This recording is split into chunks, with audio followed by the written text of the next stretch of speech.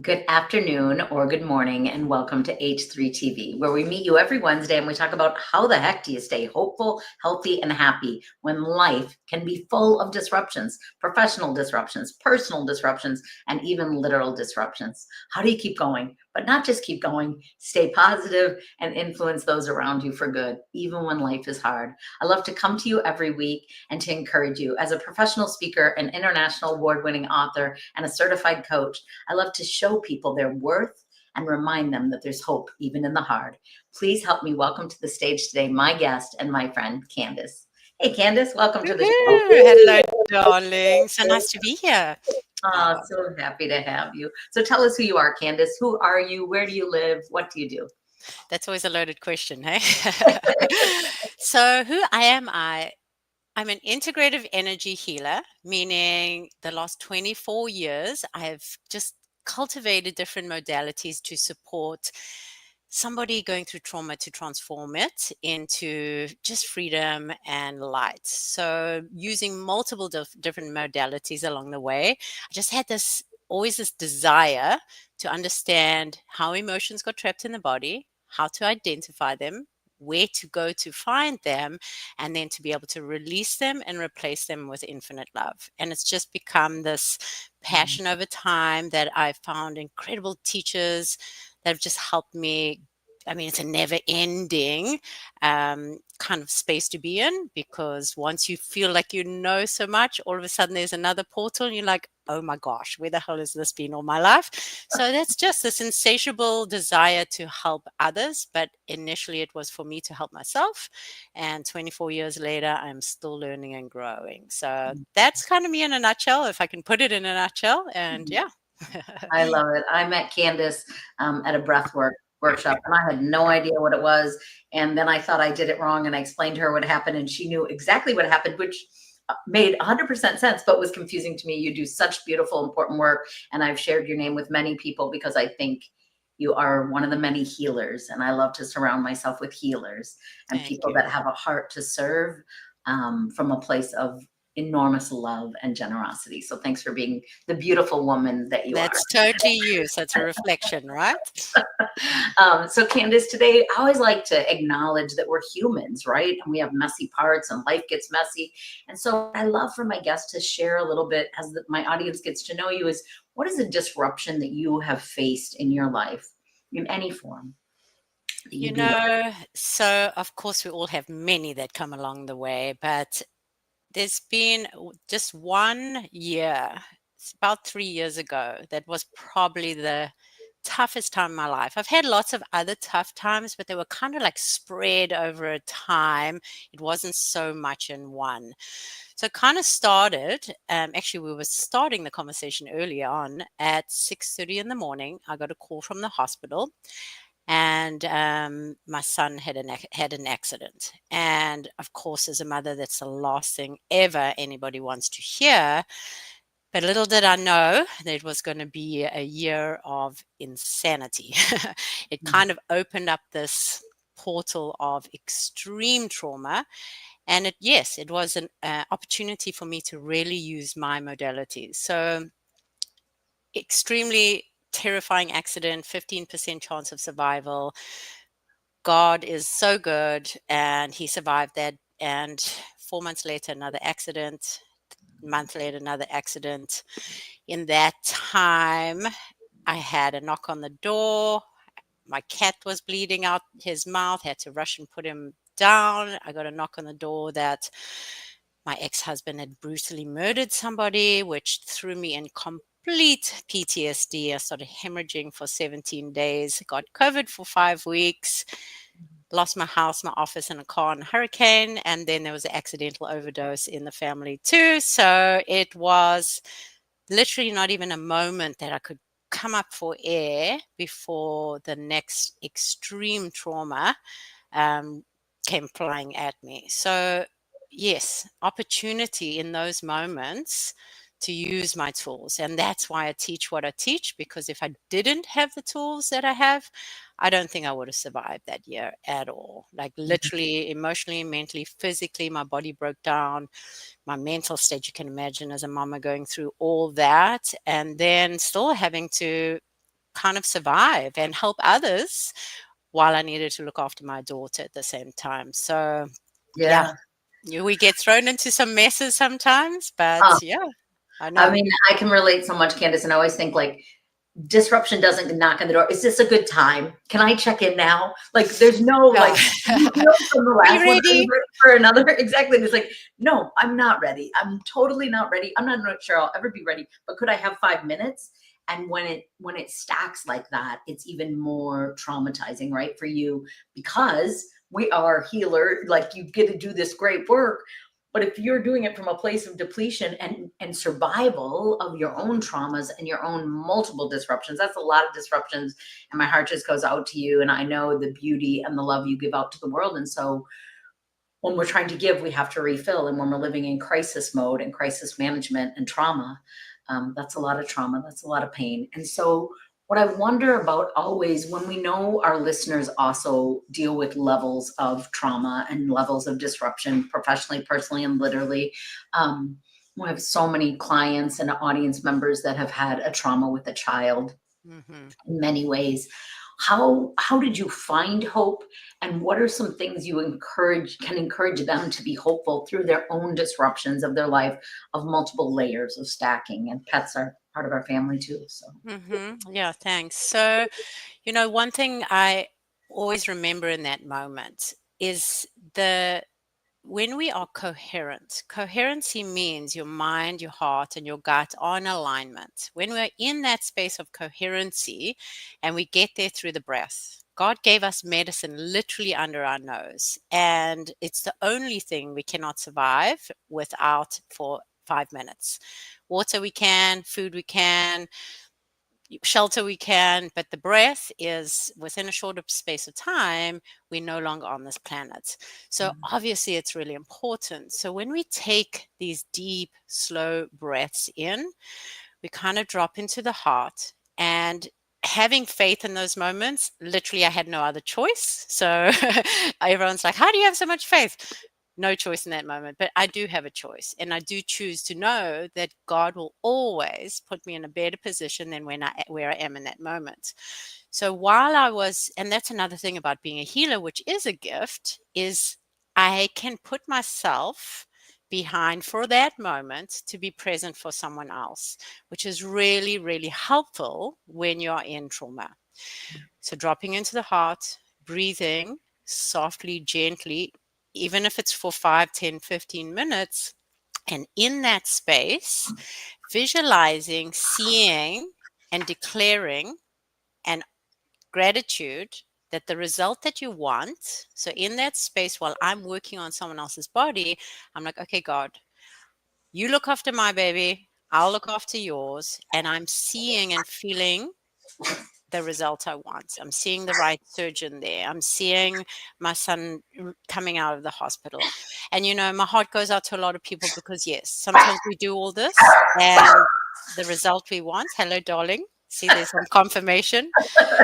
Sometimes we do all these things and we don't actually get that result. So just honoring the people that are doing that, but there's also a higher power in charge, right? So, but getting your nervous system into this coherent state. When we are incoherent, it's almost like these electrical wires are all over the place, and we then are not coming from the state of being able to see opportunities, to be able to be open to what's available, to the healing, because our sense of prayer can also impact and help others. So when we're in that state, so safe in that space in the heart, just breathing gently and easily and seeing the result, that's extreme mode right there, right? That's if all you can do right then, stop, breathe, be in that moment, see a result that you want with gratitude that is already done,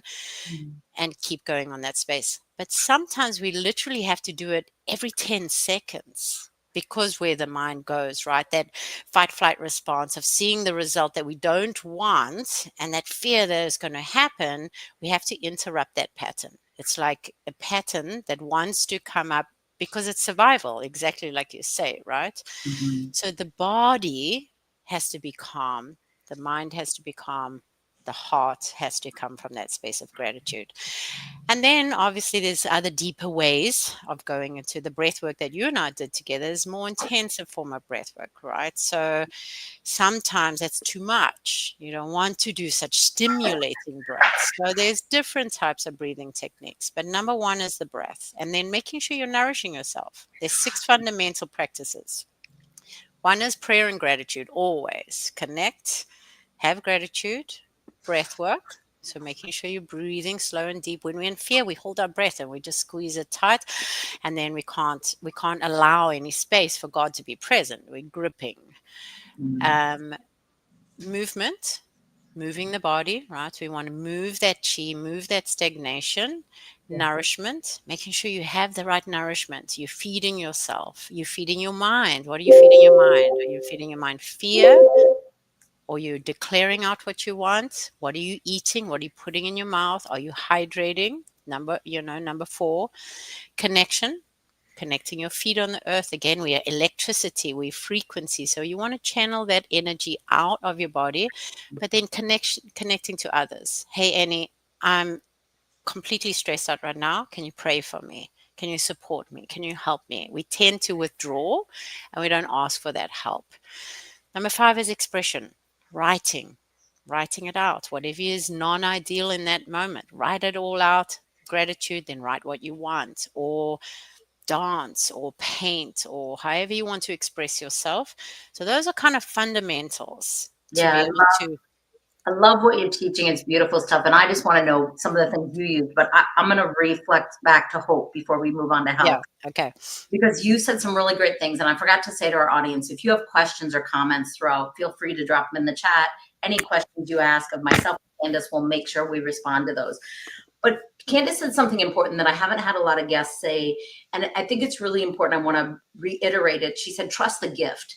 And at least what I heard was trust the gift. She has been given a gift as a healer. We all have different gifts that we've been given, but trust the gift to be able to work even when we're not up to it, even when we're exhausted with our own trauma. So I thought that was a really important piece, that know what your gifting is before disruption and trauma happens, so you can go back to it. And even if it's just for a moment to serve that client, and then you go back and rest and care for yourself. So important. You said faith and prayer, but living in that, knowing you're not in charge. I always think it's funny. People say to me too, how do you have such a faith after so much pain? And I'm like, well, that's the one thing I do believe in, is God. I am not in charge, and he doesn't doubt me even when the world is messy. So I love that. Breath, you're such a brilliant expert on breath. And like you said, it doesn't have to be deep and dramatic breath. It can be slow and subtle breath. It can be breath into the heart. I know with Greg's recovery, they've talked so much about close your mouth, don't be a mouth breather, get into your nose and try to breathe deeper rather than the shallow. I've also never heard before, which I really love, and it's definitely something I learned with my first pregnancy. His biological father said to me, you do this thing, you go and you hold your breath. I learned to hold my breath at about 4 years old, 3 years old, due to trauma. So I didn't never thought of before. I love what you said. It's a gripping, right? Like, there's no room for God or prayer or gratitude inside of that gripping.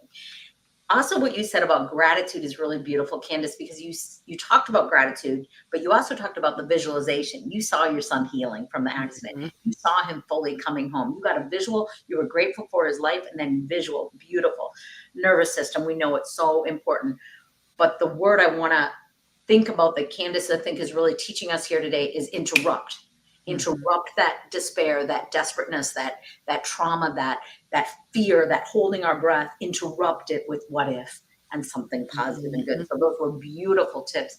So I want to move from hope, which you had so many great things around it, to health, which I think you already kind of started moving into. But what were some strategies for staying healthy in all 7 ways: physically, emotionally, mentally, spiritually, financially, in the face of so many disruptions? How did you take care of yourself and stay healthy? Yeah, and like you say, I kind of covered it to some degree. And over the 24 years, those 6 fundamentals have kind of been the 6 that have repeated themselves over and over again. So we can imagine ourselves as we are a vessel, right? We are this container. We are energy and frequency before we're anything else. So when our container is stuffed full of these emotions, these traumas, these experiences, again, there's no space for God, there's no space for energy to flow. So we get taught how to exercise, we get taught how to eat right, think right, do these things, but we don't get taught how important it is to focus on our energy. So doing these daily practices, because our energy, if we're dense and we're carrying this, the three-dimensional world feels heavy. So the lighter we are, the more opportunities again will present themselves, because now you're this flowing frequency. Sometimes I couldn't feed myself. Hey guys, please make me some food. Drop some food off for me. I'm bedridden right now. I'm exhausted. I'm tired. I can't fend for myself. Again, it's the support around you that's important, right? Doing the breath work, being outside, really practicing those. And just some of the deeper techniques, the cellular alignment technique that I learned with Tyler Watson, really powerful. I've learned so many over the years. And what I think is great right now is we're getting tools that work so much more radically faster than ever before. Before, it was this long journey to work through these things. We actually have access to be boom out, boom out. So the same, when emotions get trapped, energy is always moving. The only time it's not moving is when we hold on to it, that gripping with the breath like that. So then it starts to get trapped in the tissue. So if we keep moving it, flowing in and out of our body, going into states, if you're angry and upset, good, get angry and upset, then transform it and then choose joy. If you, whatever it is, don't stay in that density, moving it constantly. And that is the support of the breath work, the right foods, grounding, constantly allowing this energy to move through your body. And then, yeah, the tapping techniques. There's an elastic technique to kind of, it's all the interrupting patterns that we said. But for me, my biggest go to is always eating really healthy, raw, nutritious foods when I'm in those kind of states, because they make me feel light. Everybody's different. I eat raw vegan when I need to create, when I need to show up differently, or when I need to be on form. But sometimes in those states, we need to eat more like sweet potatoes or something that's grounding. So just knowing what your body needs in that moment and supporting yourself with something that's either going to ground you or uplift you. The Food Healing Oracle deck, if you've ever used that with me, Lainey Salvante, she's awesome. She created that deck. I use that a lot to see what foods my body actually needs right now to support that journey. So if that helps. I love it. I think the first time I met you, I picked a card and it was blueberries. And I Oh. used to tell people I'm allergic to blueberries. I mean, I'm not really, but I don't like them. They're bitter. And ever since I moved to Florida, now I tell people all the time, I found this brand new food. It's amazing. Like I crave it, and it's blueberries. So now Do you remember what blueberries is? Good antioxidants. Yes. Clarity. In the food healing medicine, it's clarity. Oh, I did So when not you know. need a little extra clarity, eat some blueberries. I love that. I'm just so like I used to live on peanut M&Ms, and I'm like now I crave Oh gosh, blueberries. no. I can tell So you. do you I know what love, pineapple is? what is pineapple? Expansion. I love that. Oh, Yes, that's so you, so darling. yes. Somebody told me yesterday, you are more. When I think of you, I think of you as being more joy, more life, more meaning. Like you just show people there's more to the story than the circumstances we walk through. But I want to repeat a couple of things you said because I thought they were so good.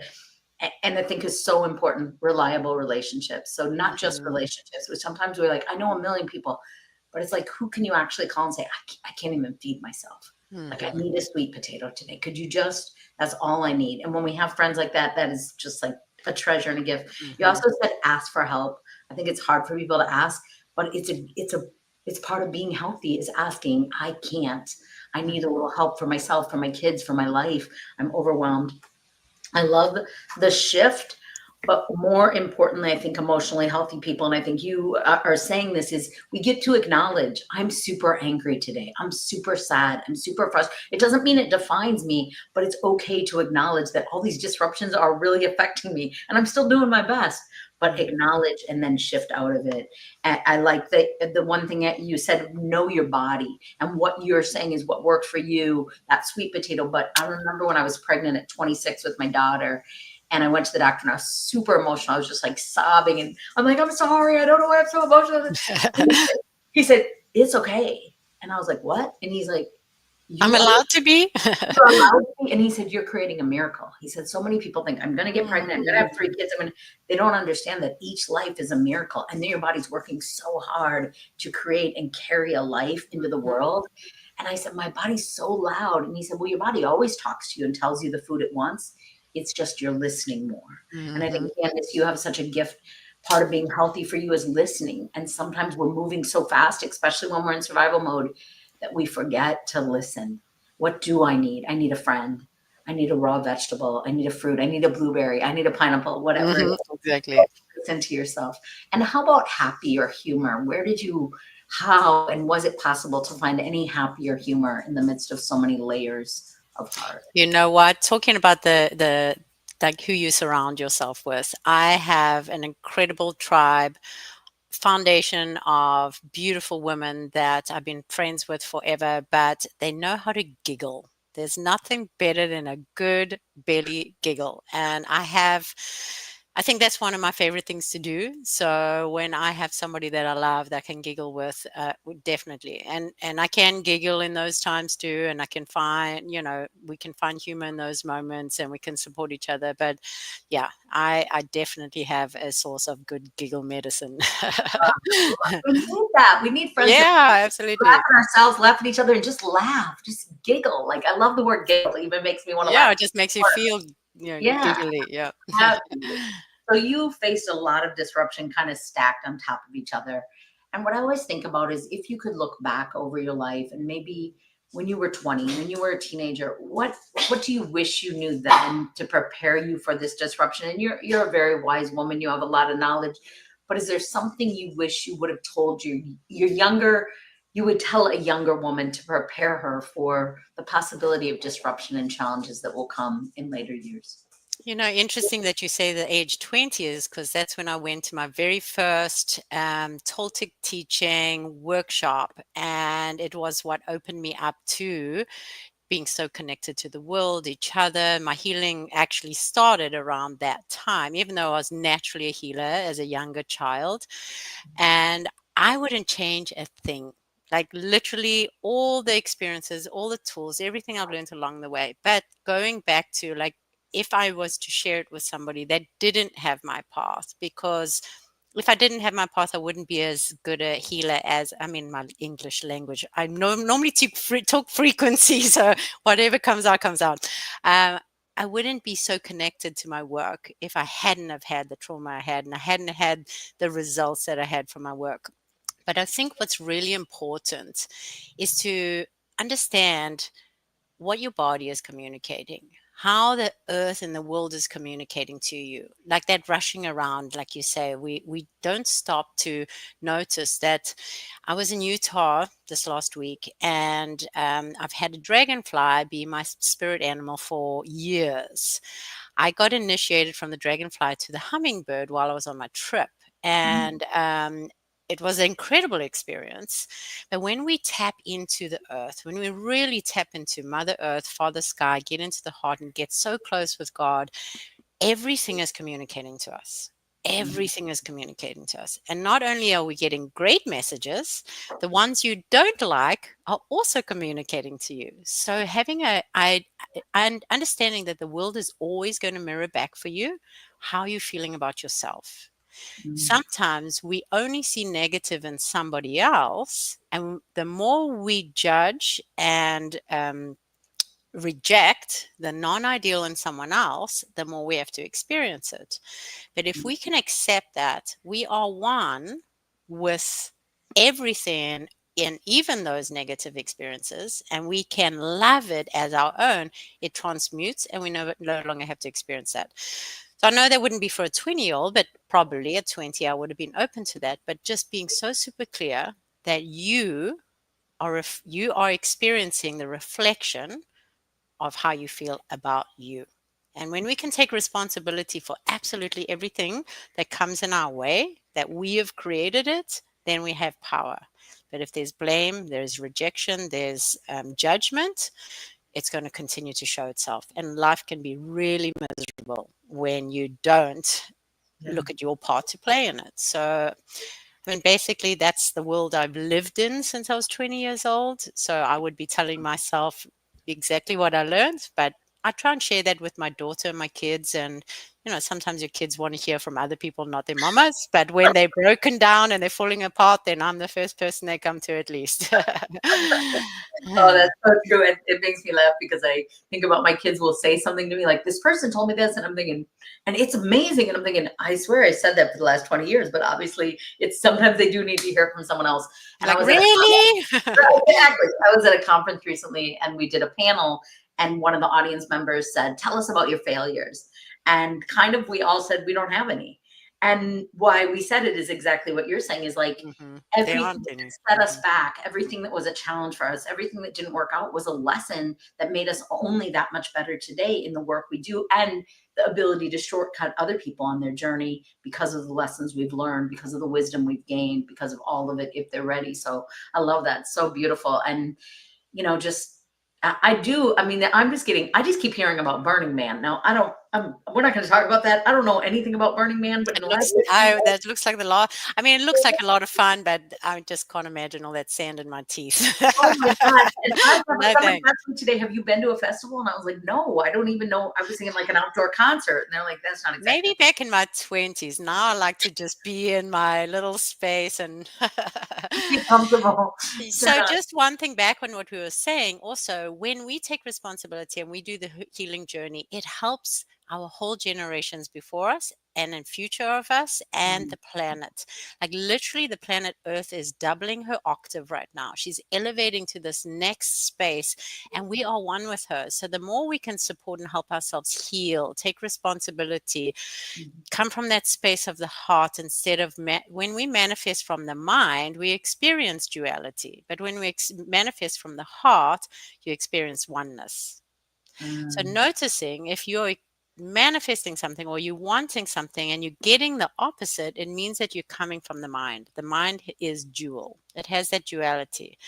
When you take that and you drop it into the heart, but you have to heal the heart first. Otherwise, there is no space to come from that heart. There isn't. It's that gripping, right? There's no space. Open up your vessel, allow it to flow, and bring on the magic. So fitting. Sounds so easy, doesn't it? I know. I mean, we're on the journey of healing a physical and an emotional heart, right? Like when you open your heart up and have surgery, it's pretty.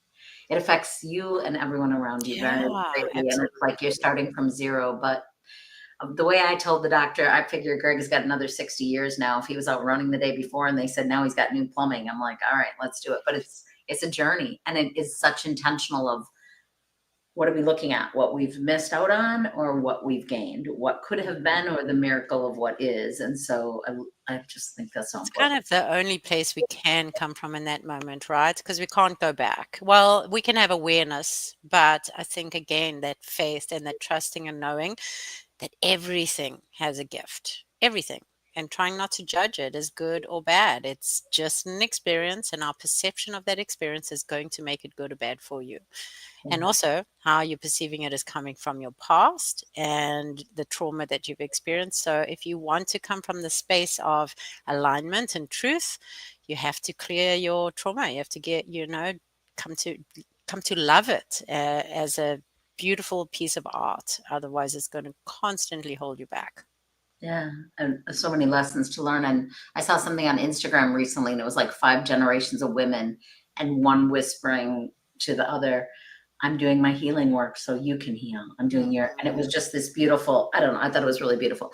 All right, Candace, I know you work with a lot of people, you do beautiful work. So can you tell us about a client you worked with? You don't need to share a name, of when they came to you and they were feeling really overwhelmed or stuck in their own pain and disruption, and what that healing journey with you looked like and felt like a success. Wow, there's so many. I'm like, okay, who do I choose? Let me see. So, actually, just talking about being in that traumatic space in that moment of time, and helping someone else. So one specific, amazing, beautiful human, obviously I cannot share, it's confidential, but in that moment, she had also experienced extreme trauma, also lost the most beautiful space on Fort Myers Beach, her dream of everything to support and help and give back to community and all the things. She reached out to me and we were kind of working together already. And she's like, okay, I'm ready. Let's do this 30 days. And literally, I was creating a 30-day program 1 week ahead of her. We were meeting 3 times a week, doing the breath work. Sometimes some of my clients, I'm on suicide watch, like your life falls apart, and I'm there to breathe with you, speak with you, anchor you, bring you back to presence. But literally, that 30 days helped us both survive. If it wasn't for her, again, me being able to create and be on top and do the work. That's the funny thing as a healer and somebody creating something. You creating a program for someone, you go through the program. So it's like, okay, what do I want to program for both of us? Because I'm going to be going through it too. But of course, that was the first part of the journey, right? Just to bring coherency to the physical mind, body, and spirit to be able to be anchored. There's not too many people I will take 3 times a week because it's intense. So, I normally do a 6-week program. It's once a week, and I'm there to support you through the process. And that's intensive. So we were in like the super, super intensive. Obviously, come through the other side. It's been 3 years. Life, and we carried on working together, and we're still working together because then you come to the next space. So once we get through the trauma, then transformation of what you want starts to happen. But we can desire something, and then all of a sudden it shows up, and now you have to believe you deserve it. So then there's more work to do on it. So it's just this beautiful journey of getting, first of all, coherency from the trauma, getting awareness of what you do want, and then the transformation of watching her be in the world, standing on stages, doing the things that she wants to do, impacting others. So the main people I love to work with are leaders that are bringing the light to the world. So I get to watch her shine, thrive, bless, stand in her glory, and just an honor to be on that journey. But multiple, different, right? I've done energetic surgery where I've released a energetic hook out of somebody's heart. They went in for surgery the next week, and there was nothing there for them to do after 5 minutes. And this is like somebody that I did heart surgery on energetically through the mind. She was booked in for heart surgery to open up a block. So pity we didn't get to you sooner, but and then she went into surgery. 5 minutes later, the doctor came out and told her there was no block and her heart was good. So God is good. I'm an open channel for God to do the work. I am not doing the work. I am there facilitating. God gifted me with seeing and healing, and that is what I'm an open channel for. So I have many, many, many, many stories, but I love those it. are, yes, yeah. And knowing you're a vessel. So one of the things, God gives me all sorts of cool, fascinating gifts, but one is he gives me pictures often when people are talking. And so this client of yours, I literally saw this teeny cave dome, kind of like it actually looks where people used to be buried, in those little caves that are really small and dark. And I saw your client in there and you working with them and guiding them up to the stage with a bright light on them. And I was like, I can just see, because you do such powerful transformation. And because you're right, you don't do it, God does it. God uses you as a vessel to do miraculous, to do healing. And because when we are overwhelmed in life by disruptions, by pain, it's so easy to want to pull the blankets up, right? To want to hide, to want to go into that dark place and not only not be seen, but not interact. So to come from that, and for her to now be a bright light out in the world, shining, like that's amazing transformation. And it's Totally, yeah. literal and physical transformation and emotion. It's all the things. It's so many good things. And it really is it's an honor to be on that path. Really, every day it surprises me how God uses me and the miracles that occur and the lives that get touched. And it's just like, I don't think it will ever get like miraculous and exciting to do the work. Yeah. Yeah. It'll never be boring for No, sure. I see some crazy stuff in energy fields, that's for sure. You hear extraordinary stories. Well, Candace, I just think I adore you and the work you do. I think you do such good work and you help so many people. And I know my listeners are going to love you and want to connect with you more and learn more about the work you do and just learn about you as a human being and the beautiful light you are in the world. What is the best place for them to find you or to connect with you? Thank you for just everything you've shared. So Candace Tranter, CandaceTranter.com, and there is a vision mapping call. It's 30 minutes. Somebody could book a call with me. We can connect. My work is not for everybody. Obviously, it can get intensive. So the right person at the right time will find me just perfectly. So if you're ready for some massive transformation and you're sick and tired of doing the same thing over and over again, you can find me right there, and I would love to support you. Thank you so much. Thank you for sharing your wisdom, for being my guest. Please make sure to share your links to your website or any social media in our chat after it ends. Thank you to our listeners. Remember, we love your questions. We love your comments. We love you listening. We appreciate you. And we hope we gave you some encouragement, some hope, health, and happiness for this week. So thank you for listening. And thank you for being my guest, Candace. Hey, thank you so much for your light, for your beauty, for your showing up, and for just being so gorgeous inside and out. I appreciate you. Thanks for having me on. Thank you. Okay, So, darling.